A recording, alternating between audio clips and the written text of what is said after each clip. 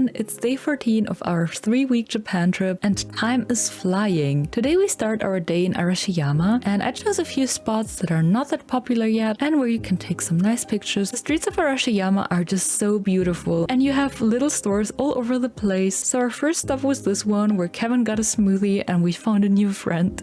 So cute. The smoothie was also very delicious and we were ready to start our day. It's my third time coming here and I really love all of the little side streets and spotting all of the nice things that you can find here. They have so many cool shrines, temples and little stores and food spots. Like, you just find everything here and I really enjoy it.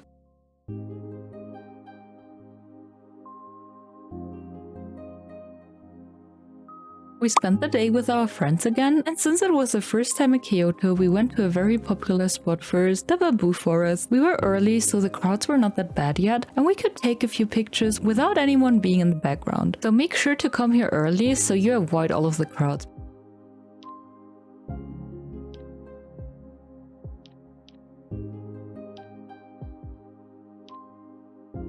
I love the shrine in there and it is so well maintained and it's always worth a visit. And also a good time for a little disclaimer for this video. Please stay respectful in all of the places that you visit because we will be seeing a lot of religious places today. Please be sure to not leave any garbage and also to be quiet and not be too loud so it can be a pleasant experience for everyone. The longer we stayed, the more people came and it was time for our next spot right next to it, or let's say in the middle of the bamboo forest. It is called Okochi Sanso Garden and with its beautiful landscapes and stunning views of Kyoto, it provides a serene retreat for relaxation and appreciation of nature's beauty. It is right next to the bamboo forest, but almost nobody is here, that you have to pay an entrance fee of 1,000 yen, but I will show you in the end of the section why it's worth it. The garden was so pretty and even though we were a bit early for fall colors, it had so many spots that were perfect for just enjoying some peace away from the crowds. I think it's funny that everyone just visits famous places and ignores spots like this one, but I also understand when I came to Kyoto the first 2 times, I was in such a rush to visit the hotspots, so it's also my first time here today.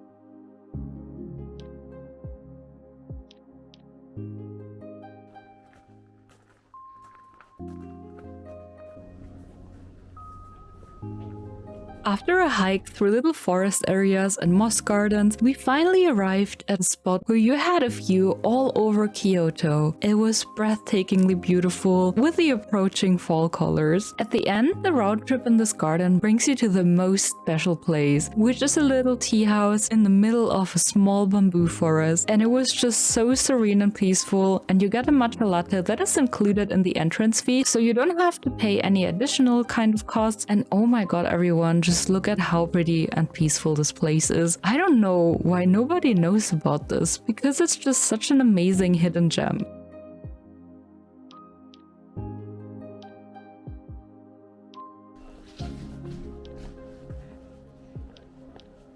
The next spot on our Arashiyama hidden gem trip is Kotouen. Kotouen offers a variety of traditional Japanese pottery and mystical gardens. You can buy everything here and it's just such a perfect place for souvenir shopping for your family and friends. And of course, we had to buy something as well. We adopted this little tanuki because I always mentioned them in my Twitch stream when I was still streaming, and we know we had to have our own. They had some cute frog items as well, so I think you would enjoy it if you were especially like an Animal Crossing player. But even if you don't buy anything, I think it's worth coming here as you can also take a sneak peek into the workshop and they have such a beautiful garden area here.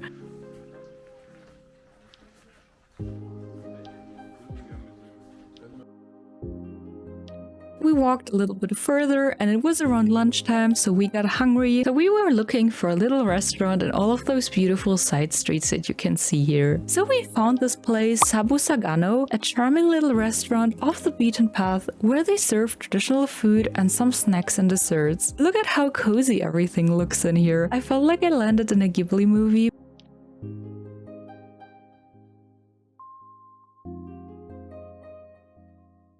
And we picked our food and I got some Japanese curry and I was ready to face the day and all of the shrine hunting.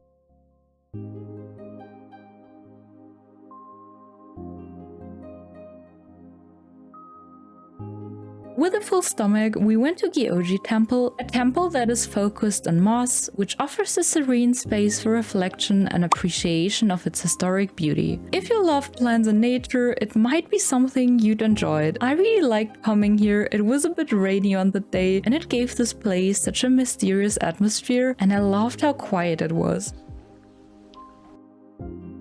I really think shrines and temples are a kind of art, and they're just so beautiful, and you feel so peaceful when you visit them. Even though I'm not religious, I still enjoy visiting religious places because the architecture and the surroundings of them are just so beautiful. You also have to pay an entrance fee here, which is not that much, with only 300 yen each. And it is also next to the restaurant we've been to before, so it was on the way to our next destination as well.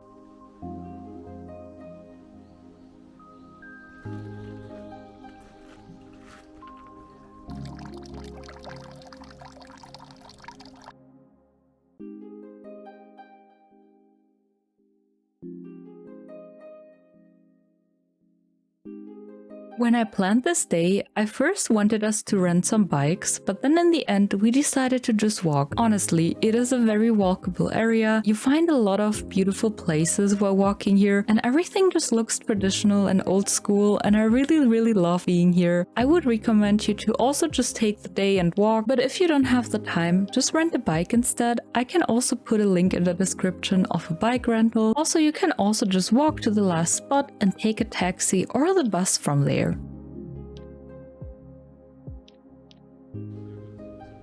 Our next goal was Saga Toriimoto Preserved Street. This place keeps the nostalgic charm of old Kyoto with its traditional machiya houses, offering the visitors a glimpse into the city's rich culture. I really felt like I was in another time, and the best part of it was how quiet it was here again. We also found a very special store here, Adashino Mayumura, which is a souvenir store of a special kind because everything is made out of cocoons. The owners are very welcoming and friendly, and everything here is handmade. It is a bit hidden as you have to go up some stairs, but this unusual place is definitely worth visiting if you're in the area. I'm not the biggest fan of cocoons and bugs, but I was still impressed to see how many different and creative souvenirs they created out of them, so this could also be a very nice and very unique present to bring back home with you. We passed even more pretty places on the way to our next destination, Adashino Nenbutsuji Temple. This place has a very unique atmosphere with countless stone statues each, and it has an own little bamboo garden where you can take beautiful pictures. Please keep in mind that it's a religious place, and I know that it got some popularity on TikTok, so I hope that it will stay as quiet and peaceful as it is right now. But I really like this temple and this beautiful little area where you can take amazing pictures or just enjoy nature if you want to. We arrived at our last planned goal, Otagi Nenbutsuji Temple, and it was the place that was the furthest away from the train station. This temple is known for its whimsical collection of stone statues, each with its own expression, adding a touch of playful charm to the temple's serene surrounding. They also had an archery event going on earlier, but I'm very sad that we missed it. This place was so interesting though. I love the little stone figures everywhere, and you could spend quite some time looking at all of the variety of them. And I also tried this, but the last one got so loud that I got scared.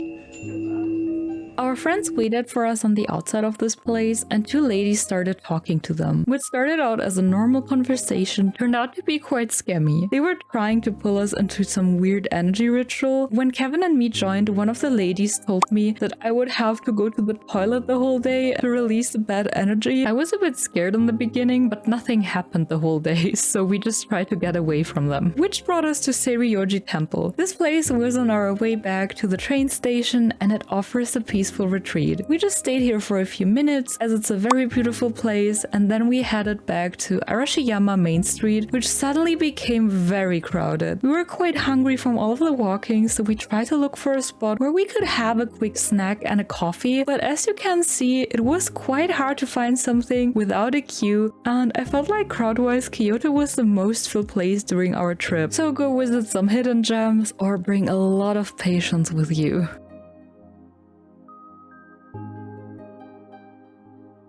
I was so glad that we avoided those crowds the whole day, and we found a cafe called OMOKAGE. It's located in the Museum of Classic Poetry, and the food looked so basic, but it was so delicious. I regretted that I didn't get my own meal as well, so I shared with Kevin. Since it is a bit hidden, it was very empty and we ate quickly as they were closing in half an hour. After that, we enjoyed some last minutes in Arashiyama, which is such a beautiful place, and also walked past the Kimono Garden, which is right at the train station. All of those pillars lit up with kimono patterns, they are a popular spot for pictures, especially if you rent a kimono, which we will be doing in next week's vlog, by the way. And yeah, we took the train back to central Kyoto and we found a ramen bar called Moon and Back, which serves delicious bowls of steaming ramen, offering a taste of comfort and satisfaction amidst the busy streets of Kyoto.